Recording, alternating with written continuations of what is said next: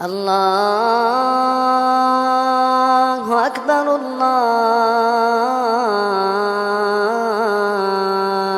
أكبر. السلام علیکم ورحمۃ اللہ وبرکاتہ. الحمد للہ رب العالمین والعاقبۃ للمتقین والصلاة والسلام علی اشرف الانبیاء والمرسلین نبینا و امامنا وقدوتنا محمد وعلی آلہ واصحابہ اجمعین. اما بعد. محترم حاضرین اور حاضرات اور ناظرین اور ناظرات، آج کی ہماری اپنی باتیں کل کی باتوں سے جڑی ہوئی ہیں. سب سے پہلے میں سب کو اس بات کی مبارکبادی دیتا ہوں کہ اللہ رب العالمین نے ہمیں اس ماہ مبارک کی 10 راتیں نصیب کیا اور اس کے روزے رکھنے کی اللہ تعالیٰ نے توفیق دی، اور جو کچھ ہم سے عبادتیں ہو سکیں اللہ تعالیٰ کی توفیق سے ہم عبادتوں میں بھی حصہ لیتے رہے. تو اللہ تعالیٰ مزید ہمارے اپنے لیے ہماری عمروں میں برکت عطا فرمائے، نیکیوں کے ساتھ، نیک اعمال کے ساتھ، اور یہ پورا مہینہ ہمیں نصیب فرمائے. جو لوگ واقعی اس مبارک ساعتوں کو، ان مبارک ساعتوں کو غنیمت جان کر ان سے فائدہ اٹھا رہے ہیں، اللہ تعالیٰ انہیں مزید اور بھی اس موقع سے فائدہ اٹھانے کی توفیق عطا فرمائے. اور اب تک جن لوگوں نے کوتاہی سے کام لیا ہے، تقصیر ان سے ہوتی رہی، اللہ تعالیٰ انہیں نیک ہدایت سے نوازے. حضرات و خواتین، کل ہم لوگوں نے سورہ توبہ کی، جس کا نام سورۃ التوبہ ہے، اور اسی کے اندر ایک اہم واقعہ جو توبہ کا پیش آیا تھا عہد نبوت میں، پیارے نبی صلی اللہ علیہ وسلم کے زمانے میں جنگ تبوک کے موقع پر جو 3 صحابی پیچھے رہ گئے تھے، شریک نہیں ہو پائے تھے بغیر کسی عذر کے، تو ان لوگوں نے جو توبہ کی تو اس کا ذکر اللہ رب العالمین نے کیا، اور کل ہم نے تفصیل سے سارا واقعہ معلوم کیا تھا. اور آج وعدہ یہ تھا کہ اس واقعے کو صرف واقعے کی حیثیت سے ہم کو پڑھنا اور جاننا سننا نہیں ہے، بلکہ اصل مقصد ان سب واقعات کے پیچھے ہمارے لیے اس میں کیا درس و عبرت کی باتیں ہیں، ہمارے لیے کیا سبق اس سے ملتا ہے، ان پر ہم کو غور کرنے کی ضرورت ہے. تو اس لحاظ سے جب ہم دیکھتے ہیں اس واقعے کے اندر، تو واقعے میں ہم نے یہ بھی معلوم کیا تھا کہ جب کعب بن مالک رضی اللہ تعالی عنہ پیچھے رہ گئے تھے، اور تبوک کے میدان میں اللہ کے نبی صلی اللہ علیہ وسلم نے ان سے جب دریافت کیا تھا کہ ان کے بارے میں کہ کعب بن مالک کیا ہوئے، کیوں نہیں آئے، تو ایک صحابی نے ایک طرح سے ان پر طعن و تشنیع کر دیا تھا. تو فوراً معاذ بن جبل رضی اللہ تعالی عنہ نے ان کی جانب سے دفاع کیا اور کہا کہ کعب بن مالک ایسے آدمی نہیں جن کے بارے میں ہمیں کوئی شک و شبہ ہو کہ وہ منافقین کے ساتھ ملے ہوئے ہیں، یا ان کی کسی اور دنیا داری ان کو جو نا کیا ہے اس کار خیر سے روک چکی ہو، ایسے آدمی نہیں ہیں بول کے. تو یہ ایک ایک مسلمان کے لیے اس کے اندر درس و عبرت یہ ہے کہ اسی طرح سے کسی اچھے آدمی، کسی نیک اور صالح آدمی پر اگر کوئی کیچڑ اچھال رہا ہو، کسی بھی طرح کی تہمتیں لگا رہا ہو، تو جاننے والوں کو ان کی ذمہ داری بنتی ہے، ان کا فرض بنتا ہے کہ وہ ان کی طرف سے دفاع کریں. تو ایک سبق ہم کو اس سے یہ مل رہا ہے. اور جیسے ابتدا میں کعب بن مالک رضی اللہ تعالی عنہ نے بتایا کہ میں روزانہ باہر جاتا تھا، نکلتا تھا، تیاری کرنے کی سوچتا تھا، مگر ایسے ہی سستی کر کے جناب پیچھے رہ جاتا تھا، کوئی تیاری نہیں کر پایا. اور اللہ کے نبی صلی اللہ علیہ وسلم پورے لشکر کو لے کر نکل بھی گئے. اس وقت بھی میں یہی سوچتا رہا کہ 1 دن 2 دن میں اور تیاری کروں گا، نکل جاؤں گا اور جا کر لشکر کے ساتھ مل جاؤں گا، مگر ایسے ہی ٹالتا رہ گیا. تو یہ در حقیقت شیطان کی طرف سے ایک بہت بڑا اس کا ہتھیار ہوتا ہے کہ جب کبھی کوئی مومن کسی نیکی کا ارادہ کرتا ہے، نیک کام کرنے کا جب سوچتا ہے، تو شیطان اس کے دل میں یہ خیال بھی ڈالتا ہے کہ ابھی کیا جلدی ہے، چلو اور تھوڑے وقت میں کل کر لیں گے، پرسوں کر لیں گے. اس طرح سے اس کو وہ جو نا کہ ٹالنے پر جو نا ابھارتا ہے.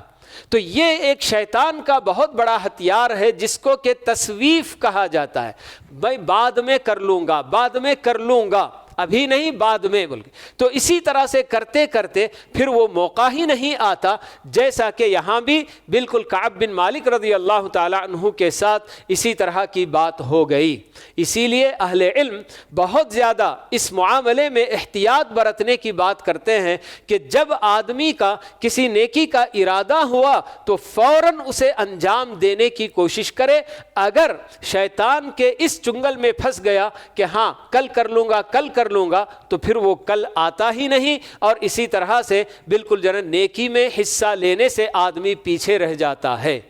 تو جب بھی کوئی نیکی کا ارادہ ہوا، کچھ 100-50 کسی کو دینے کی بات ہوئی، تو آدمی فوراً یہ کام کر جائے. کسی رشتہ دار سے ملنے ملانے کا اس نے سوچا کہ بہت کافی عرصہ ہو گیا ان سے ہم ملے نہیں، یا پھر ایسے لوگ کہ جو ہم سے کٹنا چاہتے ہیں ہم ان سے جا کر ملنا چاہیں. تو اس طرح کی جو بھی نیکی کا کام ہے تو ہر نیکی کو جیسے ہی ارادہ ہوا، خیال پیدا ہوا، فوراً انجام دے لے تو آدمی زیادہ مناسب ہے، بہتر ہے. پھر اس کے بعد اس واقعے کا جو لب لباب سب سے اہم جو سبق ہم کو ملتا ہے وہ یہ کہ سچائی یہ کیا ہے، نجات کا سفینہ ہے. نجات اس سے جڑی ہوئی ہے. آدمی کی دنیاوی نجات بھی اور اخروی نجات بھی سچائی کے ساتھ جڑی ہوئی ہے. ہم نے دیکھا کہ یہ 3 صحابہ کعب بن مالک، ہلال بن امیہ، مرارہ بن ربیع، تو ان تینوں نے دیگر اور منافقین کی طرح سے جھوٹے بہانے آ کر اللہ کے نبی صلی اللہ علیہ وسلم کی خدمت میں نہیں پیش کیے، بلکہ ان تینوں نے سچائی پر اپنے آپ کو جمائے رکھا کہ جو بھی ہمارے ساتھ معاملہ ہو، ہمیں جو بھی سزا دی جائے ہم اسے برداشت کریں گے، مگر سچائی کا دامن نہیں چھوڑیں گے. تو اسی کا نتیجہ یہ ہوا کہ اللہ رب العالمین اگرچہ کہ ان کو چند دنوں کی آزمائش سے گزرنا پڑا، مگر کتنی بڑی بات ان کے ساتھ اور کتنا بڑا شرف ان کو حاصل ہوا کہ اللہ رب العالمین نے ان کے سچائی اور صدق پر قائم رہنے کی وجہ سے آسمان سے ان کے حق میں آیت اللہ تعالیٰ نے اتاری. وعلى الثلاثة الذين خلفوا حتى إذا ضاقت عليهم الأرض بما رحبت وضاقت عليهم أنفسهم کہہ کر انہی تینوں کو ذکر کرتے ہوئے اللہ رب العالمین کا کلام نازل ہوا.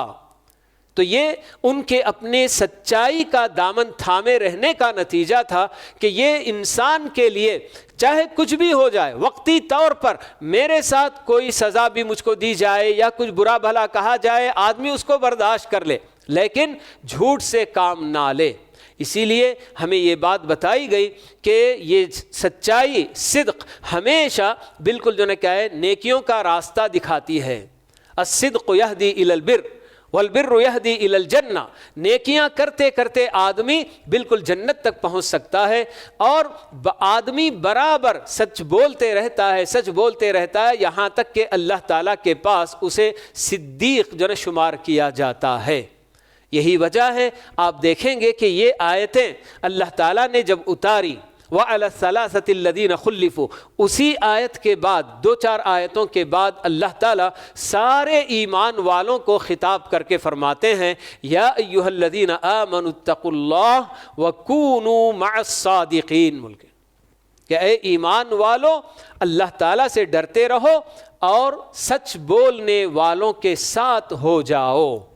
تو یہ 3 صحابہ جنہوں نے سچائی کا ایسا ثبوت دیا کہ ان کے اوپر آنے والی آزمائشوں کو انہوں نے اللہ کی خاطر برداشت کیا، تو اس کا نتیجہ اور اس کا پھل کتنا بہترین ان کو ملا تھا کہ اللہ تعالیٰ کی طرف سے توبہ بالکل نازل کی گئی، تو اسی کا نتیجہ تھا. تو اسی لیے اللہ تعالیٰ آگے یہ آیت بھی اتارتے ہیں کہ یا ایھا الذین آمنوا اتقوا اللہ وکونوا مع الصادقین کہہ کر کہ ہمیشہ سچ بولنے والوں کے ساتھ رہا کرو. پھر اس کے بعد اس واقعے کے اندر ایک اور بڑا اہم سبق ہم نے دیکھا کہ جب اللہ تعالیٰ کی طرف سے اللہ کے نبی کو گویا کہ یہ بات بتائی گئی کہ ان تینوں کے ساتھ کیا معاملہ کیا جانا چاہیے، گویا کہ ایک طرح سے ان کا بائیکاٹ کیا گیا تھا، جس کو حجر کہا جاتا ہے عربی زبان کے اندر. تو یہ تربیت کے ناحیے سے کہ آدمی جب کسی معاشرے کے اندر اگر کسی کے اندر کسی بھی مخالفت میں پڑنے کا اندیشہ ہوتا ہے، ڈر ہوتا ہے، واجبات چھوڑنے کی بات ہو یا کسی گناہ میں پڑنے کی بات ہو، تو ایسی صورت میں دینی تربیت کے ناحیے سے اگر کسی کا بیکاٹ کیا جائے اور اس امید کے ساتھ کہ ہمارے بیکاٹ کرنے کی وجہ سے اس آدمی کی مزید اور کیا ہے وہ فتنے میں نہیں پڑے گا، یعنی کہ وہ دین سے نہیں پھر جائے گا بلکہ دین پر قائم رہے گا اور اپنی غلطی سے وہ رجوع کرے گا، تو ایسی صورت میں بیکاٹ کرنا بہتر ہے۔ جیسے یہاں پورے 50 دن تک ان کا بیکاٹ کیا گیا تھا، کوئی ان سے کلام نہیں کرتا تھا، بات چیت نہیں کرتا تھا، سلام دعا کوئی چیز ان سے نہیں ہو رہی تھی، جبکہ ہمارے اپنے دین میں ہم کو یہ بات بتائی گئی کہ دنیاوی معاملات میں آپسی رنجش وغیرہ کی وجہ سے لوگ جو ترک کلام کر لیتے ہیں، آپس میں ایک دوسرے سے تعلقات ختم کر لیتے ہیں، سلام کلام سب ختم کر لیتے ہیں، یہ بالکل بھی جائز نہیں ہے، بلکہ 3 دن سے بڑھ کر اس کی اجازت نہیں دی گئی کہ 3 دن کے اندر اندر آدمی کو چاہیے کہ جس سے بھی اس کی رنجشیں ہیں، جو کوئی بھی اس کی حالات، تو اس کو بالکل آگے بڑھ کر آپ نے بتایا کہ ان میں بہتر وہ ہوتا ہے جو آگے بڑھ کر سلام کر لے۔ تو یہ دنیاوی کسی کیا غصے کی وجہ سے، دنیا کے کسی خسارے نقصان یا کسی غلطی کی وجہ سے آدمی اگر کسی سے ترک تعلق کرتا ہے تو یہ 3 دن سے بڑھ کر جائز نہیں ہے، لیکن یہاں یہ معاملہ 50 دنوں تک کا طویل مدت چلتی رہی یہاں پر، تو اس کا مقصد ایک کیا ہے دینی یہ کیا ہے نقطہ نظر سے اس کے اندر بات کی گئی تھی، اور واقعی اس کا بہترین نتیجہ بھی رونما ہوا تھا کہ ان لوگوں کو بار بار افسوس ہو رہا تھا کہ ہم نے کتنی بڑی غلطی کر دی اور اس غلطی کی وجہ سے آج ہم کو یہ دن دیکھنا پڑ رہا ہے۔ ایسے وہ ان کے اپنے دل میں، جیسے کہ کعب بن مالک بیان کرتے جا رہے ہیں کہ کتنی بار ان کے دلوں میں کیسے کیسے خیالات آئے تھے۔ پھر اسی طرح سے اس واقعے کے اندر ہم نے دیکھا کہ جب اس آزمائش سے یہ تینوں صحابی گزر رہے تھے، اسی دوران غسان کے بادشاہ نے کعب بن مالک کو ورغلانے کے لیے، اپنے پاس بلانے کے لیے اپنا ایک نمائندہ بھیجا ہوا تھا، ریپرزنٹیٹیو وہاں سے آیا تھا کہ آپ ہمارے پاس آ جائیے، ہم آپ کو کیا مقام دیں گے اور آپ کو ہم عزت دیں گے بول کے۔ لیکن کعب بن مالک رضی اللہ تعالی عنہ، اللہ اور اس کے رسول سے ان کے دل میں جو محبت اور دین اسلام سے جو محبت اور جو رشتہ مضبوط انہوں نے بنایا ہوا تھا، تو یہ رشتہ کتنا مضبوط ہونا چاہیے ایک مومن کا کہ ایسے کسی بھی موقع پر جب کوئی غیر مسلم، کوئی کافر، کوئی مشرک ہمارے اپنے آپسی کسی اختلاف سے فائدہ اٹھانا چاہے تو اس کا منہ توڑ جواب ہم کو دینا چاہیے۔ تو یہ اسی طرح کی بات حضرت معاویہ کے ساتھ بھی پیش آئی تھی، جب معاویہ اور علی وغیرہ کے درمیان کچھ رنجشیں ہوئی تھی تو تب وہاں بھی معاویہ کے ساتھ بھی اسی طرح سے ورغلا کر آپ ہمارے ساتھ آ کر مل جائیے، ہم آپ کا تعاون کریں گے اور آپ کے دشمن کو ہم مار بھگائیں گے، یہ اس طرح کی باتیں ہوئی تھیں۔ لیکن حضرت معاویہ نے بھی، چونکہ وہ سب اللہ کے نبی صلی اللہ علیہ وسلم کے صحابہ، ایسے صحابہ کہ حضرت معاویہ تو کاتبین وحی میں ان کا شمار ہوتا ہے، جن کو وحی لکھنے کی ذمہ داری اللہ کے نبی صلی اللہ علیہ وسلم اپنی زندگی میں دے رکھے تھے، ان میں حضرت معاویہ کا شمار ہوتا تھا، تو انہوں نے بھی بالکل انکار کر دیا کہ یہ ہمارا آپسی معاملہ ہے، تم کون ہوتے ہو بیچ میں ہمارے آنے کے ملک۔ تو ویسے ہی یہاں حضرت کعب بن مالک رضی اللہ تعالی عنہ بھی ان کا اپنا یہ رشتہ دین اسلام کے ساتھ، اللہ اور اس کے رسول کے ساتھ، انہوں نے اتنی مضبوطی کے ساتھ یہاں پر اس کا ثبوت دیا کہ اس خط کے بارے میں کسی کو کچھ نہیں بتایا، سیدھے اس خط کو لے جا کر چولہے میں جھونک دیا۔ پھر اس کے بعد اس واقعے سے ایک اور بڑا سبق ہم کو جو مل رہا ہے وہ یہ کہ اللہ کے نبی صلی اللہ علیہ وسلم نے جیسے ہی صحابہ کو یہ حکم دیا کہ ان تینوں کے ساتھ کوئی تعلق نہیں رکھنا ہے، تو وہاں اللہ اور اس کے رسول کی باتوں پر عمل کس طرح سے کرنا چاہیے اس کا یہ ثبوت سارے صحابہ نے ہم کو جو نہ دیا ہے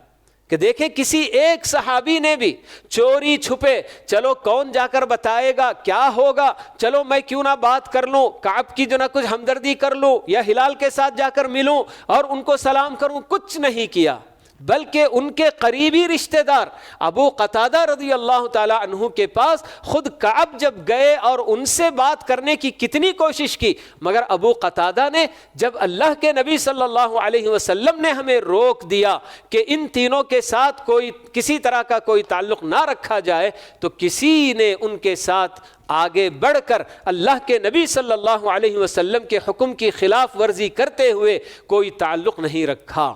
تو یہ سب سے بڑا ایک جو نہ کیا ہے، ایک ایسا عملی نمونہ۔ ویسے تو ہر بات پر ان کا عمل ویسے ہی ہوا کرتا تھا، اللہ کی طرف سے، اللہ کے رسول کی طرف سے جو بھی بات ان کو بتائی جاتی تو اس پر برابر عمل پیرا ہوتے۔ تو یہاں ایک اللہ کے نبی صلی اللہ علیہ وسلم کی حیثیت ایک قائد کی، ایک حاکم کی، ایک امیر کی تھی، اور اس وقت ایک حاکم کی طرف سے ایک اعلان آ گیا، ایک حکم ہم کو دیا گیا، تو اس کی ہم کو پیروی کرنی چاہیے، اس میں کسی طرح کی کوئی خلاف ورزی، کوئی مخالفت نہیں کرنا۔ اس کا ثبوت ہمیں جو ہے یہ صحابہ دے رہے ہیں کہ سب کے سب پورے ایک ساتھ بالکل تینوں کا جو ہے بائیکاٹ انہوں نے کر رکھا تھا۔ پھر اسی طرح سے اس واقعے میں آگے ہمیں جو باتیں معلوم ہوتی ہیں، کل تو میں نے یہ بات بتائی نہیں تھی کہ جب کعب بن مالک رضی اللہ تعالی عنہ کا اللہ تعالیٰ نے ان کی توبہ قرآن مجید کے اندر اتار دی، تو اس کے بعد وہ اتنے خوش ہوئے کہ بس اللہ کے نبی صلی اللہ علیہ وسلم سے جا کر ملنے کے لیے بے تاب ہو کر گھر سے نکلے تھے، اور جب وہاں پہنچے تو اللہ کے نبی صلی اللہ علیہ وسلم کا چہرہ بالکل پرنور، خود کعب بتا رہے ہیں کہ آپ کا چہرہ چمکتا دمکتا ہوا مجھے ملا۔ اور اب وہ بتاتے ہیں کہ جب کبھی اللہ کے نبی صلی اللہ علیہ وسلم کو کوئی خوشی ہوتی تو آپ کا چہرہ اسی طرح سے تمتماتا تھا، چاند کی طرح سے بالکل جنا ایک دم پرنور چہرہ آپ کا بنا ہوا تھا۔ تو اس وقت اللہ کے نبی صلی اللہ علیہ وسلم کعب رضی اللہ تعالی عنہ سے کہتے ہیں کہ اے کعب، خوش ہو جاؤ ایک ایسے دن کو لے کر جو تمہاری اپنی زندگی میں تمہاری ماں تمہیں جنم دینے کے بعد سے آج تک کبھی نہیں آیا، آج آیا ہے۔ تو یہ حضرت کعب کے لیے اللہ کے نبی صلی اللہ علیہ وسلم اس دن کا حوالہ دیتے ہیں جس دن اللہ تعالیٰ نے ان کی توبہ قبول کر کے اس کا اعلان کیا تھا کہ تمہاری ماں تمہیں جس دن ماں نے جنا ہے، اس دن سے آج سے بہتر کوئی دن تمہاری زندگی میں نہیں آیا، تو اس دن کو لے کر تم خوش ہو جاؤ، اللہ کے نبی صلی اللہ علیہ وسلم ان کو کہتے ہیں۔ اسی دم حضرت کعب رضی اللہ تعالی عنہ اللہ کے نبی صلی اللہ علیہ وسلم کے سامنے یہ اعلان کرتے ہیں، اے اللہ کے رسول، میری توبہ کو میں اور آگے بڑھاتا ہوں اور میں اپنا سارا مال اللہ کے لیے جو وقف کر رہا ہوں۔ یہ اللہ تعالیٰ کی طرف سے جب نعمت حاصل ہوتی ہے تو اس نعمت کا شکر کس کس طریقے سے بندہ انجام دے گا۔ ایک تو کعب جیسے ہی ان کو یہ خبر ملی تھی اپنے ہی گھر میں سجدے شکر میں جنب چلے گئے تھے، اس سجدے سے اٹھ کر جب اللہ کے نبی صلی اللہ علیہ وسلم کے پاس آئے اور وہاں انہوں نے یہ اعلان کیا کہ ہاں میرا اپنا سارا مال جو کچھ میری ملکیت ہے میں اللہ کے لیے وقف کر رہا ہوں۔ تو اللہ کے نبی صلی اللہ علیہ وسلم نے ان کو مشورہ دیا، کہا کہ ہاں ٹھیک ہے لیکن کچھ نہ کچھ اپنے لیے بھی رکھ لو۔ تو تب کعب رضی اللہ تعالیٰ عنہ نے کہا ٹھیک ہے اللہ کے نبی، خیبر کا میرا اپنا جو حصہ، خیبر کی جنگ میں وہ شریک ہوئے تھے اور اس وقت وہاں اس جنگ میں شریک ہونے والے تمام سپاہیوں کو جو حصہ وہاں کی زمین کا ملا تھا تو انہوں نے کہا کہ ٹھیک ہے خیبر کا میرا جو حصہ ہے بس وہ باقی رکھتا ہوں اور باقی سب کچھ میں اللہ اور اللہ کے رسول کے لیے وقف کر رہا ہوں۔ تو یہ سب ہمیں جب نعمت چھوٹی بڑی جس طرح کی بھی حاصل ہوتی ہے تو اس نعمت کو پانے کے بعد اللہ تعالیٰ کا شکر ادا کرنے کا جو مختلف طریقہ ہو سکتا ہے کہ کوئی نماز پڑھے، کوئی جو نا روزے رکھ کر اللہ کا شکر ادا کرے، اور کوئی جو نا کہ صدقہ اور خیرات وغیرہ بھی کر کے اللہ تعالیٰ کا شکر ادا کر سکتا ہے۔ اور ساتھ ہی حضرت کعب نے اس وقت اللہ کے نبی صلی اللہ علیہ وسلم کے سامنے یہ عہد بھی کیا تھا کہ میں آج کے دن یہ عہد بھی کرتا ہوں کہ زندگی میں آئندہ کبھی کچھ بھی ہو جائے میں کبھی جھوٹ نہیں بولوں گا۔ تو یہ سب اس نعمت کے پانے پر اللہ تعالیٰ کے ساتھ دیکھیے کہ کیسا عہد، کہ ان کو معلوم ہے کہ میں جو عہد کر رہا ہوں اس میں آگے چل کر میرے ساتھ کیا کیا جنا حالات نہیں ہوں گے، کس کس سے میرا سامنا نہیں ہوگا، مگر اس کے باوجود وہ عہد کر رہے ہیں کہ ہاں آج کے بعد میں کبھی کسی بھی معاملے میں جھوٹ سے کام نہیں لوں گا، اور واقعی وہ اپنی زندگی بھر اسی پر برابر برقرار بھی رہے ہیں۔ تو یہ کچھ مختصر سے دروس اور جنا عبرت کی باتیں تھیں جو اس واقعے سے ہم لوگوں نے جنا معلوم کی ہیں، ورنہ اگر آدمی اس میں مزید اور بھی غور کر کے بہت ساری باتیں معلوم کرنا چاہے تو اور کتنی ہی باتیں اس کے اندر معلوم ہو سکتی ہیں۔ تو بہرحال یہ کچھ باتیں تھیں جو آپ لوگوں کے سامنے میں نے رکھی ہیں، اور یہ کہنے والے اور سننے والے سبھی کے لیے کہ اپنے لیے عبرت حاصل کرنا ہے۔ تو یہ اللہ تعالیٰ جیسے قرآن میں بھی بہت سارے انبیاء، ان کی قوموں کے واقعات یا دیگر اور بہت سارے کئی واقعات اللہ تعالیٰ نے بتائے ہیں، تو ان سب واقعات کو یہ کوئی جیسے ذہنی تفریح کے لیے ناول وغیرہ پڑھتے ہیں، قصے کہانیاں پڑھتے ہیں، اس طرح سے ان کو جو نا پڑھنا نہیں ہے، بلکہ ان کو پڑھنا اور ان کو غور کرنا اور ان سے کیا ہمارے لیے اس میں جو نا عبرتیں ہیں، کیا ہم کو اس میں سبق ملتا ہے، اس ارادے سے اور اس مقصد سے ان سب کو ہمیں پڑھنے کی ضرورت ہے۔ ہمارے اپنے اسلاف کی تاریخ، جی صحابہ، تابعین، تبع تابعین، یہ سب ایسی جو نا کیا ہے زندگیاں چھوڑ کر گئے ہیں کہ ان کی زندگیاں اگر آدمی پڑھتا ہے حیرانی اس کو ہوتی ہے کہ آخر یہ کیسے اللہ کے بندے رہے جو اللہ تعالیٰ کے لیے ایسی زندگیاں گزار کر چلے گئے، اور ہم آج کس طرح سے دنیا کے پیچھے ہم پڑے ہوئے ہیں، اور کسی بھی طرح سے آخرت کی ذرا بھی ایسے لگتا ہے گویا کہ ہم اسی دنیا کے لیے بنائے گئے اور اسی میں ہم کو ہمیشہ رہنا ہے، اس طرح کی زندگی ہماری گزرتی چلی جاتی ہے۔ اللہ کے لیے اور آخرت کے لیے یا آخرت کو سامنے رکھ کر ہماری اپنی زندگیاں بہت دور جنا ہوتی ہیں۔ تو ہم کو ضرورت اس بات کی ہے کہ ہمارے اپنے اسلاف کی تاریخ بھی بالکل جی مختلف زبانوں میں آپ کو مل جائیں گے، انگریزی میں ملیں گی، تمل میں ملیں گی، اردو میں ملیں گی، آپ جو زبان جانتے ہیں اس زبان میں یہ سب کتابیں آپ لیں، خریدیں اور اس کو جو ہے خود بھی پڑھیں، اور ہمارے اپنے اسلاف کی یہ سب باتیں ہمارے اپنے بچوں کو بتائیں کریں، تو تبھی ان کے اپنے دلوں میں بھی اللہ کی محبت، رسول کی محبت، دین کی محبت، نماز، روزہ، قرآن، ان سب سے محبت پیدا ہوگی۔ ورنہ ہم اسی طرح سے خود ہمارے اپنے اندر یہ جذبہ ہی نہیں ہو کہ ہمیں ہمارے اپنے اسلاف کی تاریخ بھی جاننی ہے، اس کو بھی ہمیں جو نا معلوم کرنا ہے، کیونکہ یہ ایسی چیز ہے کہ اس کی وجہ سے آدمی کے اندر ایک جو نا کیا ہے ایک جذبہ پیدا ہوتا ہے۔ اسی وجہ سے اللہ رب العالمین نے بھی بہت سارے قصے گزرے ہوئے لوگوں کے جو جن پر عذابات آئے وہ بھی اللہ تعالیٰ نے بیان کیے، تاکہ ان کی جیسی غلطی ہم نہ کریں کہ کہیں اس طرح کا عذاب ہم پر بھی نہ آ جائے، اور ان کے مقابلے میں ایسے لوگوں کی بھی اللہ تعالیٰ نے کہانیاں اور ان کے قصے بھی بیان کیے جو اللہ تعالیٰ کے انعام کے حقدار ہوئے، تاکہ ان کے وہ کام ہم بھی کریں اور ہمارے اندر بھی وہ جذبہ پیدا ہو اور ہم بھی اللہ تعالیٰ کے اس انعام کے مستحق ہوں۔ اس لیے اللہ تعالیٰ نے خود بھی بہت سارے واقعات اور جن قصے وغیرہ بیان کیے ہیں۔ تو یہ تربیت کا ایک اسلوب ہوتا ہے، قصے اور کہانیاں بیان کر کے اس کے ذریعے جو ہے کیا ہے باتیں معلوم کرنا، درس معلوم کرنا، عبرتیں حاصل کرنا۔ تو یہ بہرحال کچھ باتیں آپ کے سامنے رکھی میں نے، تو اللہ تعالیٰ سے دعا ہے کہ اللہ تعالیٰ ہم سب کو اللہ تعالیٰ کے اس کلام میں